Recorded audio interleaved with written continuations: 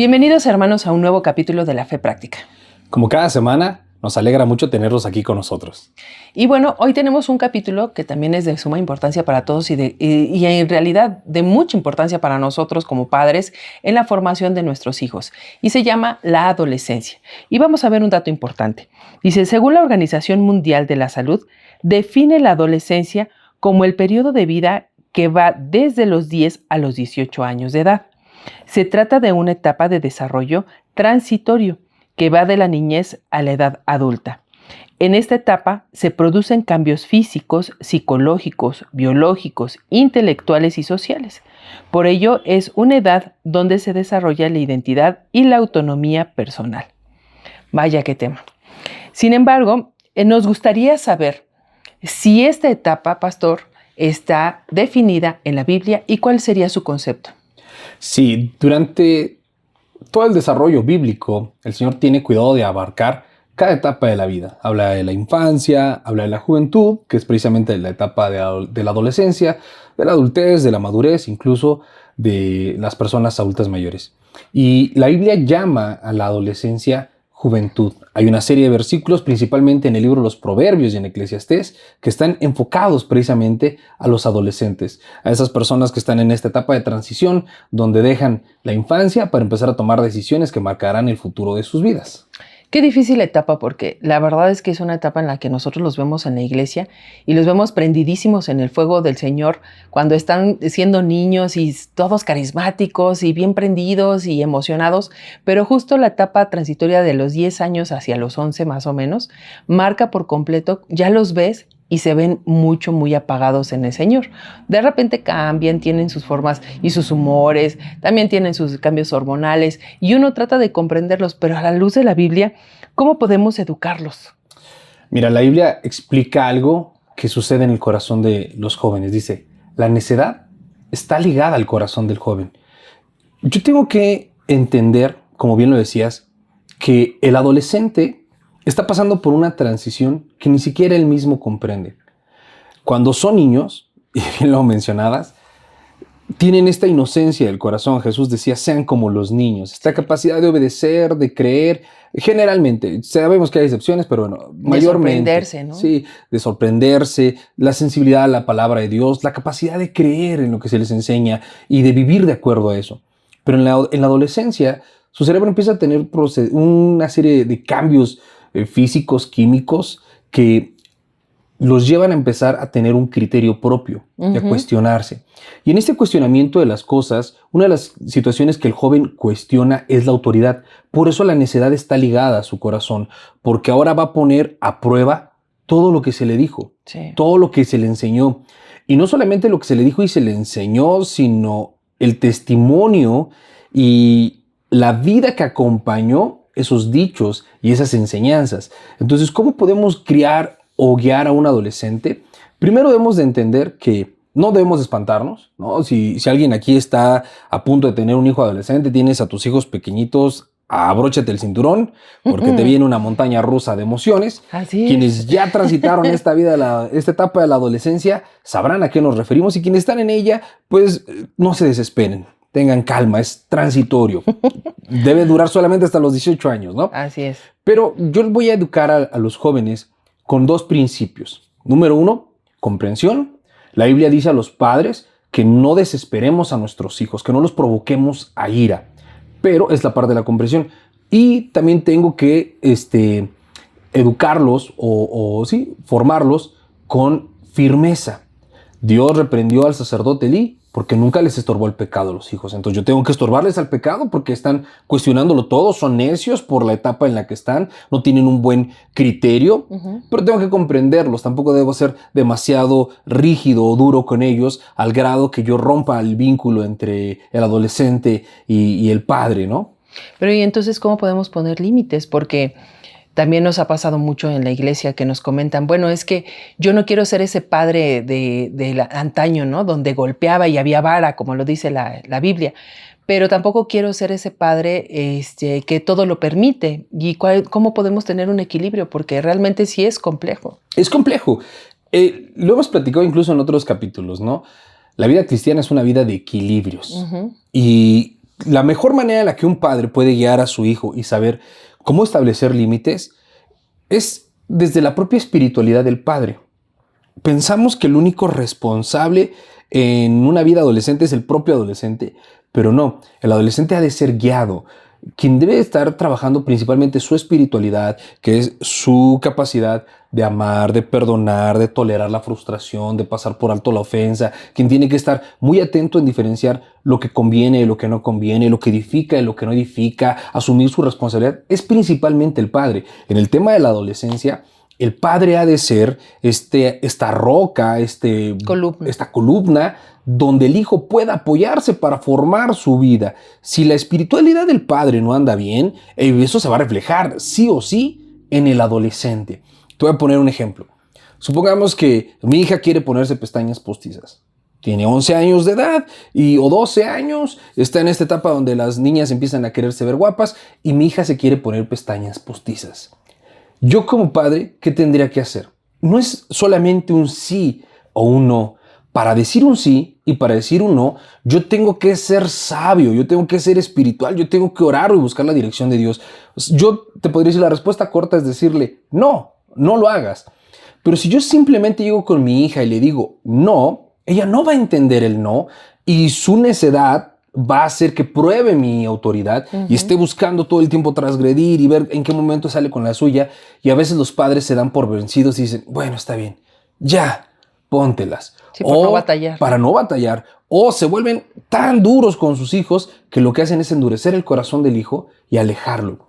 Es necesario que el padre sea muy sabio, teniendo una relación con Dios, siendo una persona espiritual, para poderle explicar por qué no. Porque todo tiene una razón. No porque no es el tiempo, no porque no te edifica, no porque no te deja nada bueno. Inclusive ahí lo pueden respaldar con información que puedan investigar acerca del por qué no se puede, o por qué no es una etapa en la que a lo mejor no pueden tocar tintes o lo que sea, ¿no? O sea, la principal autoridad que tiene un padre para guiar a sus hijos no es su propio criterio, es la palabra de Dios. Así es. Y la palabra de Dios es la fuente de la sabiduría y la verdad. Si algo está escrito en la palabra de Dios, sí o sí es verdad y es aplicable, no solamente en el ámbito espiritual o congregacional, sino en la vida práctica. Entonces, sí, pero ahí lo pueden acompañar a lo mejor con alguna otra información, ¿no? Justo hacia donde iba. Te digo, si algo dice la palabra de Dios, es aplicable y comprobable en la vida diaria, fuera del ámbito congregacional. Entonces, por ejemplo, ¿por qué Dios no permite que los jóvenes tengan sexo prematrimonial? Bien fácil. Primero, es un acto inmoral que daña su espíritu y ofende a Dios rompiendo su comunión. Pero también daña sus emociones, afecta a su cuerpo y eso está comprobado por la Organización Mundial de la Salud, por una serie de organizaciones. Sí, la prevención de enfermedades, embarazos no deseados. Entonces, no es solamente decirles no. Ese no tiene un porqué. Sí, tiene que ir acompañado de... Exactamente. El fundamento bíblico y la vida práctica, porque la Biblia es así, no solamente son mandamientos por mandamientos, tienen un porqué. Y cuando nosotros estamos guiando o formando un adolescente, tenemos que entender que su corazón es necio. Yo tengo que darle la información correcta para que él no sepa o no sienta que es solamente un sí o un no. Sepa por qué es sí o sepa por qué es no.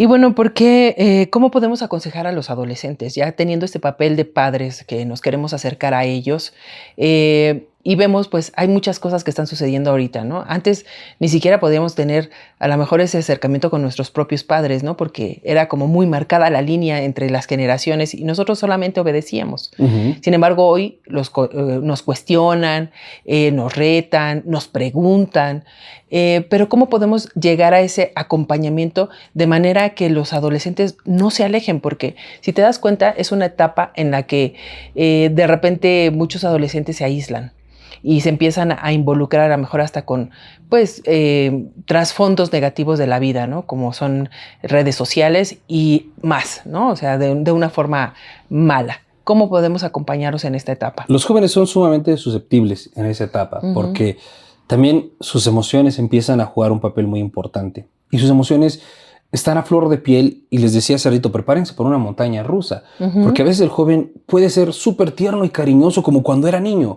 ¿no? Y por momentos vuelves a tener ese hijo que te Sí. obedecía, que es súper tierno, que está todo bien, maravilloso. Pero también puede tener esos picos en donde siente que tú eres el enemigo y que no lo entiendes y se frustra y se enoja y se revela y grita. Y yo como padre debo de entender que mi manera de criar no debe ser desde las emociones.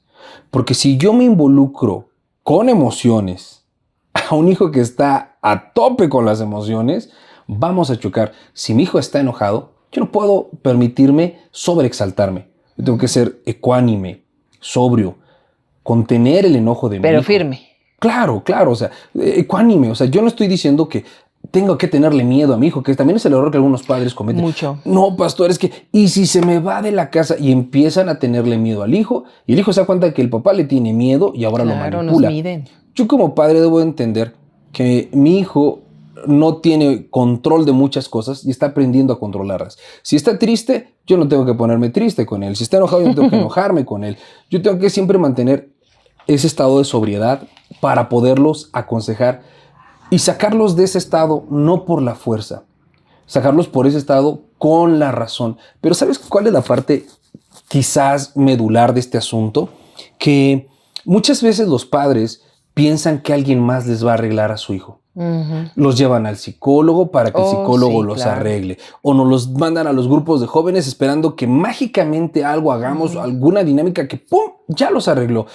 Pero no, aquí el asunto con los adolescentes es que es un periodo largo de tiempo. Sí. Imagínate una adolescencia de 10 a 19 años. Sabemos que es en ese inter que se da. No todas las adolescencias duran desde los 10 hasta los 19, pero supongamos que sí. Tienes, o hasta los 18 decías, ¿no? Tienes 8 años de una persona que está aprendiendo a tomar decisiones, que está lleno de emociones y que necesita de tu acompañamiento, que necesita que tú seas firme cuando él quiere ser rebelde, que necesita que tú seas fuerte cuando él es débil, que necesita que tú seas asertivo cuando él es negativo, que necesita que tú le enseñes la diferencia entre lo bueno y lo malo, que necesita que tú le reprendas cuando él rompe el límite y necesita que tú le reconozcas cuando él hace algo. Entonces el joven tiene una serie de necesidades reales. Pero el problema no es el joven, el problema es el adulto. Claro. Porque como es tan demandante, el adulto cuando comienza a cometer errores, que los vamos a cometer, todos los que somos papás de un adolescente nos vamos a equivocar en la transición porque también nosotros estamos aprendiendo, pero muchos padres lo que hacen es cuando ven que la cosa se les pone complicada y que están equivocando, se dan por vencidos y permiten que el hijo se aísle, porque es más cómodo para la carne del papá dejar que su hijo esté encerrado en su cuarto y que no salga. Así si no sale, yo no me entero de lo que pasa y si no me entero de lo que pasa, no es mi problema. O hacer su propia voluntad, porque también ahí tenemos un dilema siempre, ¿no? Que lo hemos platicado nosotros. Es como los padres de hoy en día, para no querer tener ningún problema ni batallar con nada, porque es mucho más cómodo, se vuelven los amigos de los hijos. ¿Esto es correcto, pastor? No, ser amigo de un hijo es algo terrible, terrible para el joven y muy lamentable para el padre. Así es. Porque Dios no nos hizo amigos de nuestros hijos. Dios nos hizo padres de nuestros hijos. Y yo como padre tengo responsabilidades, yo como padre tengo obligaciones, pero yo también como padre tengo derechos. Yo como padre tengo privilegios sobre la vida de mi hijo. Mi hijo me debe honra, no porque quiera honrarme, tal vez ni siquiera porque yo me la merezca, porque la Biblia le pide que me honre. Un amigo no. Un amigo es un trato de iguales. Yo amo a mis hijos y por más que ame a mis hijos y por más que trate de comprenderlos, nunca los puedo tratar como iguales porque no somos iguales. Si yo me vuelvo amigo de mis hijos, lo hemos dicho otras veces, dejo huérfanos a mis hijos. Así es. Mis hijos necesitan un padre, alguien en quien apoyarse.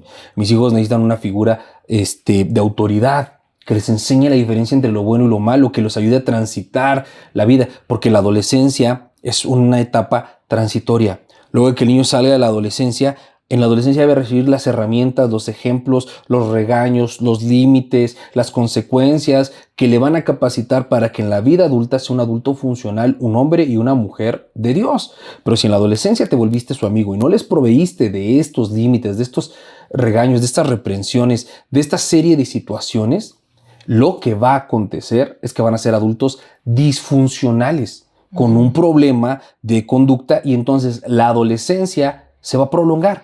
Y luego ahí parece que los padres son de nuevo adolescentes, ¿no? Y empiezan a tener esa convivencia cercana con los padres y volver a tener esos ciclos regresivos de adultos que no han concluido con su propia adolescencia, ¿no? Sí, mira, un adulto que en la adolescencia no tuvo las herramientas y no ha entregado su vida al Señor, no ha permitido que Dios lo cambie, es un adulto que sigue con rasgos de adolescente, sigue adoleciendo de cosas.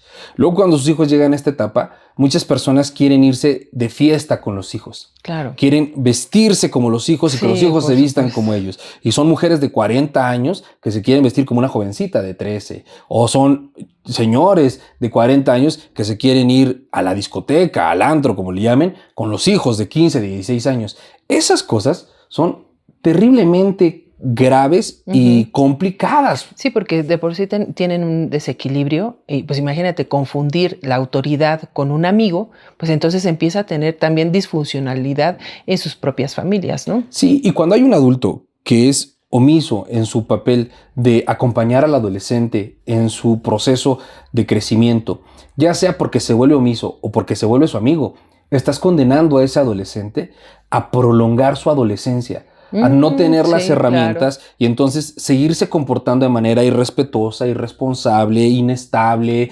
cambiante durante muchos, muchos años mientras esa persona no conozca al Señor. Así es, nosotros mismos somos los que hacemos a los adultos con síndrome de Peter Pan. Sí, los niños Peter Pan, que son estos que nunca quieren crecer, es porque tuvieron un padre sobreprotector, que no entendió que su función era dotar de herramientas a su hijo, guiarlos en la verdad, y lo que pensó que tenía que hacer era apapacharlos demasiado, consentirlos, porque si no se ponía de malas el niño, o si no se ponía violento, o si no amenazaba que se iba, o si no lloraba y se quería morir, y como el adulto no supo ser adulto para aterrizar al niño y ayudarlo a transitar esta etapa, alimentó y fomentó esa situación en él, y entonces tenemos hoy en día culpas. Sí, el papá trabaja desde la culpa, pero ahora tenemos jóvenes que no quieren trabajar, que ya no quieren estudiar, que jóvenes son endebles a que no se enfrentan a los retos de la vida, ajá, que en un empleo les llama la atención y quieren renunciar, o los matrimonios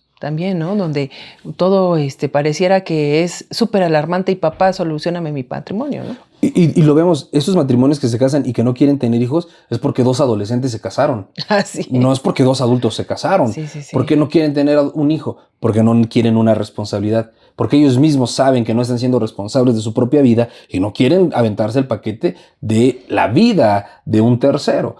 Hay un montón de factores que si no se atienden en la adolescencia van a generar repercusiones. Mira, el tema de las adicciones, principalmente donde se desata, es en la adolescencia. Sí, así es. ¿Por qué? Porque están confundidos los jóvenes, porque están tratando de encontrar su lugar en la vida. Y el mundo les ofrece experiencias para destruirlos. Pero el mundo nunca va a poder llegar donde esté un padre. El mundo va a llegar y tocar a nuestros hijos en donde nosotros no estemos. Sabemos que somos falibles y que no vamos a poder alcanzar a cubrir todos los aspectos, sí. Pero si tú te das cuenta que tu hijo está siendo influenciado por el mundo, ahí tienes que trabajar. Y donde tú sabes que el mundo lo va a golpear, tienes que anticiparte y estar ahí. Es una tarea complicada. Ay, sí, y sumamente demandante. Sumamente demandante, pero el libro de los Proverbios nos aconseja que oigamos el consejo del padre y no desechemos la corrección de la madre. Entonces, el libro de los Proverbios nos hace entender que un joven, un adolescente, necesita de la formación de sus padres que lo guíen y lo acompañen. Los padres tienen que estar ahí y el joven tiene que estar cerca de los padres. Si se da esta transición donde los padres, tanto el padre como la madre, una figura paterna, una figura materna, acompañan al adolescente, el adolescente va a poder transitar de una manera más prolija su adolescencia. No significa que no se va a equivocar, no significa que no va a tener problemas, no significa que no vas a enfrentar retos, pero los vas a enfrentar de una mucho mejor manera y va a cometer menos errores y tal vez menos catastróficos nuestro adolescente. Fíjate que también otra cosa que nos han preguntado es ¿cómo acerco a Dios a mis adolescentes? Porque también ese es un tema bien grave, ¿no? De repente ves en la iglesia, pasen todos los niños, vamos a orar por ellos para que se vayan a su clase, ¿no? Y de repente ves muchos niños, o sea, y se ve padrísima la iglesia. Contentos, ¿no? De irse a estudiar la palabra. Pero cuando de repente volteas, hay una ausencia completa de los adolescentes. Me preocupa mucho porque eso quiere decir que los padres les permitimos ausentarse de la iglesia. ¿Cómo lo podemos solucionar y cómo podemos acercarlos? Porque esto es grave. Creo que en la pregunta está la palabra clave. Hay una gran diferencia entre acercar a mis hijos a Dios y acercar a mis hijos a la iglesia. ¿Sale? Por supuesto que nuestros hijos tienen que estar en la iglesia, pero como consecuencia de estar con Dios. Muchos padres cometen el error de querer acercar a sus hijos a la iglesia sin acercarlos a Dios. ¿Por qué? Yo quiero que mis hijos vayan los domingos a escuchar la palabra de Dios. Yo quiero que se sienten. Yo quiero que estén en las actividades de jóvenes. Yo quiero que vayan al campamento. Yo quiero que estén aquí y yo quiero que estén acá y yo quiero que vayan y yo quiero que vayan y yo quiero que estén en la iglesia. ¿Por qué quiero que estén en la iglesia? Bueno, porque probablemente estoy esperando que algo en la iglesia los cambie, que algo en la iglesia los entretenga para no tener que ser yo el que lidie con esos. Si yo solamente forzo a mi adolescente a estar participando en actividades eclesiásticas, él no va a entender por qué hacemos lo que hacemos y va a llegar a un punto en donde va a empezar a manifestar una resistencia a ir a la iglesia. Porque está cuestionándolo todo. Si tú no le explicas por qué vamos a la iglesia, solo lo llevas a la iglesia, él no va a entender la importancia y obviamente no va a aceptar. ¿Qué es lo que tendríamos que hacer? No es el propósito o el gran fin acercarlos a la iglesia. ¿De qué me serviría tenerlos en la iglesia todos los días, de lunes a domingo, si su corazón no está con Dios? ¿A dónde tengo que acercarlos yo? A Dios. Yo tengo que hacer que mis hijos entiendan, número uno, su necesidad de perdón, que sepan que son pecadores y que necesitan perdón. Y número dos, que Cristo es el único que los puede perdonar. Para que ellos entiendan su necesidad de Jesús y así acudan a Jesús. Si yo logro que mis hijos tengan una relación con Dios, ellos van a ir a la iglesia. Ellos van a ser parte de la iglesia. Porque alguien que es nacido de nuevo es un miembro del cuerpo de Cristo, es parte de la iglesia. Pero si yo solamente quiero que vayan a la iglesia y no los estoy acercando a Dios, yo voy a hacer que ellos aborrezcan la iglesia. Y hay un montón de jóvenes así. Sí. ¿Cómo acerco yo a un joven a Dios? Primero con un testimonio. Si yo mismo no estoy teniendo una comunión con Dios, si yo mismo no tengo a Jesús como el Rey y Señor de mi vida, mi único y suficiente Salvador, ¿cómo espero que mi hijo lo tenga? Sí, ahí tendría que haber una congruencia en la vida, ¿no? Claro, si yo voy a la iglesia y levanto las manos y saludo a todos, pero en la casa golpeo a mi esposa, insulto a mis hijos, hablo mal de todos, soy un perezoso, a los hijos les va a generar un shock. Oye, en la iglesia le hablas a todo el mundo y a mí nunca tienes tiempo de escucharme. En la iglesia sirves a todos, pero cuando yo necesito que me lleves a jugar al parque, nunca te echas una cascarita conmigo. Eso genera un shock. Ahora, el ejemplo del padre es importante. Y lo segundo es, ¿dónde están nuestros esfuerzos? Sí, yo tengo que llevar a mis hijos a la iglesia. ¿A fuerza? Sí. Ellos no tienen la capacidad de decidir si van o no van. Sí, porque siempre van a querer, ¿no? Claro, van a decir, no, es domingo, yo quiero quedarme a descansar, es miércoles, yo quiero quedarme a descansar. No, o es sábado, el día que sea. Yo tengo que llevar a mis hijos a la iglesia, por supuesto, porque tenemos un Dios al que debemos dar culto y nuestra reverencia. Yo por eso los voy a llevar, pero no solo los voy a llevar a la iglesia. Tengo que trabajar en el corazón de ellos, orientándolos, pastoreándolos, haciéndolos conscientes de su necesidad de Dios, haciéndolos conscientes del amor de Dios y de la virtud de Dios, y tengo que acercarlos a la Biblia. Si mis hijos nunca tienen una Biblia en la mano, si mis hijos no están leyendo la palabra de Dios, si mis hijos no oran, ¿cómo espero yo que estén en la iglesia? Si lo único que quiero es que vayan a la iglesia, pero todo este back no lo cumplo, no tengo yo una vida de testimonio, no les predico la palabra de Dios, no hago que lean la palabra de Dios y no hago que oren, nunca van a conocer al Señor y tarde o temprano van a terminar aborreciendo la iglesia, que es tristemente lo que pasa con muchos. ¿Por qué cuando niños están tan prendidos y cuando adolescentes están apagados? Por un cambio biológico. Pero que esos adolescentes permanezcan apagados y cuando empiecen a salir de la adolescencia no estén consagrados al Señor es responsabilidad de los padres. A veces decimos, no, pero hay hijos que son muy rebeldes. Sí, hay casos de buenos padres con malos hijos, pero no podemos meter a todos los casos ahí. Yo como padre sí o sí tengo una responsabilidad para guiar a mis adolescentes y además la intercesión. ¿Qué tanto ora un padre por la salvación de su hijo? Claro. ¿Qué tanto el padre está obstruyéndole al pecado? No solamente para pelear con el hijo, obstruyéndole al pecado para guiarlo a Cristo. Porque lo que nuestros hijos necesitan no está en el mundo. está en Cristo. La identidad, el amor, la aceptación, el conocimiento de sí mismos, de cuál es su propósito, está en Jesús, no en el mundo. Claro, y yo creo que algo importante sí es decir que tenemos que estar preparados como padres, o sea, sí darles las herramientas suficientes, pero sobre todo creo que algo que se ha olvidado mucho en las familias es hacer casas de estudio, en donde podamos involucrar a los jóvenes y a los adolescentes, a los niños, a los participantes de la familia, a los abuelitos, a la gente que está cercano y poderles enseñar realmente la palabra de Dios. Ahí es donde es el nicho donde pueden ellos despertar hacia el Evangelio de Jesucristo, ¿no? Mira, yo puedo llevar a mi hijo todas las actividades de la iglesia y haciendo actividades y participando en programas, no se va a salvar. Es activismo. Pero yo puedo sentar a mi hijo a leer la palabra de Dios y a orar, y ahí está la salvación. Porque la fe viene por el oír, y el oír la palabra de Dios. Y cuando yo tengo fe, respondo en arrepentimiento y vengo al Señor. Bueno, pues yo creo que me gustaría saber como última pregunta, ¿qué papel tienen los jóvenes dentro de la iglesia y qué importancia tienen? El papel que juegan los jóvenes en la iglesia y su importancia son absolutamente primordiales, porque nosotros los adultos estamos ya asumiendo las consecuencias de muchos errores que cometimos. No conocimos al Señor muchos de nosotros cuando éramos niños, ya lo conocimos siendo adultos, yo lo conocí a los 21 años, entonces durante 21 años viví tomando decisiones sin el Señor que indefectiblemente me han cobrado factura. Pero los adolescentes son esa siguiente generación que si nosotros logramos, por la gracia de Dios, cimentarlos en Cristo, ellos van a pertenecer a la iglesia. Y un joven cimentado en Cristo es un joven que va a tomar buenas decisiones, que va a elegir su profesión no en virtud de ganar dinero, sino su profesión en virtud de perseguir un llamado, que va a elegir una esposa y un esposo no porque esté muy sensual, muy guapo o muy popular, sino porque va a encontrar un compañero con quien servir al Señor.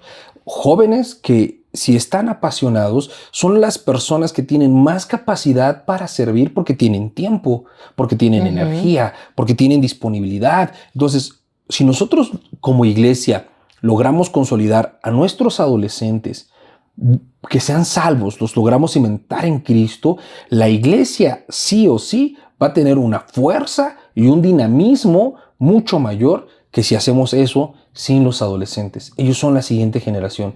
Muchos padres dicen, no, pero yo no quiero presionar a mis hijos, no quiero ser exagerado, fanático, religioso, que experimenten. Yo pienso, ¿qué tienen en la cabeza esos papás? Que ellos no se dieron de topes, que no tomaron decisiones absurdas, que no están sufriendo las consecuencias de esas decisiones. Si realmente amaras a tu hijo, tú estuvieras tratando de evitar que tu hijo pasara dolores innecesarios. Queremos darles todo lo material. Que mi hijo no tenga ninguna carencia que yo tuve. Qué padre que les querramos dar lo material. Que de hecho ni deberíamos hacerlo así. Pero bueno, exactamente. Qué padre que tengas en tu corazón el deseo de que tu hijo tenga una casa, un auto, lo que tú no tuviste. Pero lo que principalmente tendrías que darle a tus hijos que tú no tuviste es el temor a Dios. Así es. Para que no cometan los errores que tú cometiste. Justificarnos con yo era peor a su edad no es un consuelo. Porque si tu hijo no se arrepiente, a tiempo va a sufrir un montón de consecuencias. Pero si nosotros levantamos a la siguiente generación, la iglesia sí o sí será bendecida. Su lugar es dentro de la iglesia, sirviendo a Dios para crecer y perseguir el propósito que Dios tiene para ellos. Qué barbaridad. La verdad es que ese es un tema que ya quería tocarlo. Ya era un tema que creo que también nos habían comentado algunos de los hermanos. Pidieron por ahí. ¿No? Pero sobre todo es un tema muy sensible. Es un tema donde hablamos sobre la vida, sobre las personas que nosotros vimos crecer dentro de la iglesia, que no los olvidemos. Y creo que algo importante que hay que destacar es que tenemos que, aparte de tener empatía con los hijos, tenemos que ser padres, siempre padres, y no confundirnos con la irresponsabilidad de ser solamente amigos. Sí. Pues bueno, ¿por qué no nos acompañas con un versículo para que nosotros como padres podamos ser sabios en guiar a nuestros propios hijos? Lo platicábamos ahorita durante la charla, pero si me acompañan al Salmo 119, verso 9, voy a leerlo en la Nueva Traducción. Es la Nueva Traducción Viviente.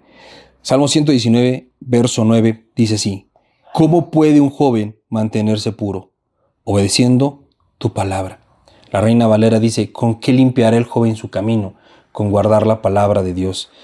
Yo lo que tengo que hacer para que mi adolescente pase la adolescencia de la mejor manera, yo lo que tengo que hacer para ser el mejor padre es apoyarme en la palabra de Dios, conocer la palabra de Dios y enseñar la palabra de Dios a nuestros hijos. Sin la palabra de Dios, lo único que haremos por nuestros hijos es darle paliativos para que cometan pecados y errores innecesarios. Si yo los instruyo en la palabra de Dios es viva y eficaz y no regresa a Él jamás vacía. Si mi hijo o mi hija empieza a guardar la palabra de Dios, estará limpiando su camino, siendo puro. Muchísimas gracias, pastor. Pues, ¿por qué no nos acompañan a orar? Vamos a orar por todos los papás de los adolescentes, por todos los adolescentes, por los niños que serán adolescentes y por los adultos que se quedaron atorados en la adolescencia. Amado Padre Celestial, yo sé que tú todo lo permites en tu soberanía y cada persona que está mirando este capítulo lo está mirando porque tú tienes un plan con él. Te ruego, Señor, que si es un adolescente pueda entender que no es en el mundo en donde encontrará el sentido a la vida, sino en tu palabra. Ahí tú les mostrarás quiénes son, cuál es su propósito y qué es lo que tienes para ellos. Ahí ellos encontrarán cuánto les amas. Si son padres de adolescentes, Señor, que no pierdan la calma, que se apoyen en ti. Y si se han equivocado, que no se condenen, que hoy decidan empezar de nuevo. Esforzarse a cambiar su corazón para ser responsables y dedicarles el tiempo a los hijos que necesitan. No siendo amigos, sino siendo verdaderamente padres. Señor, que aquellos adolescentes que crecieron y siguieron con tendencias de adolescente puedan venir a la cruz en arrepentimiento y fe y poner en orden su vida. Que dejen atrás lo que es de niño y asuman las cosas de hombre, porque tu palabra dice: cuando era niño pensaba como niño y actuaba como niño, mas ahora que soy hombre, actúo como hombre. Que actúen como hombres y mujeres de Dios. Y te pedimos, Dios, por todos nuestros niños, que podamos realmente instruirlos en tu camino, para que cuando estén en la adolescencia y aun cuando sean grandes no se aparten de ti. Que tu palabra sea siempre esa ancla a tu presencia, que el diablo no los pueda tocar ni el mundo engañarlos. Que tu gracia y tu favor los protejan, Señor. Hoy te lo pedimos en el santo nombre de Jesús. Amén y amén. Bueno, hermanos, pues muchísimas gracias por acompañarnos en este capítulo. Recuerden que tenemos nuestras reuniones los días miércoles a las 7:30 y el día domingo a las 11 en Ciudad de México y en Oaxaca a las 10:30. Los esperamos por allá. Si necesitan las direcciones, no olviden en escribirnos y nos pondremos en contacto con ustedes. Muchas gracias. Que Dios les bendiga. Hasta luego. Hasta luego.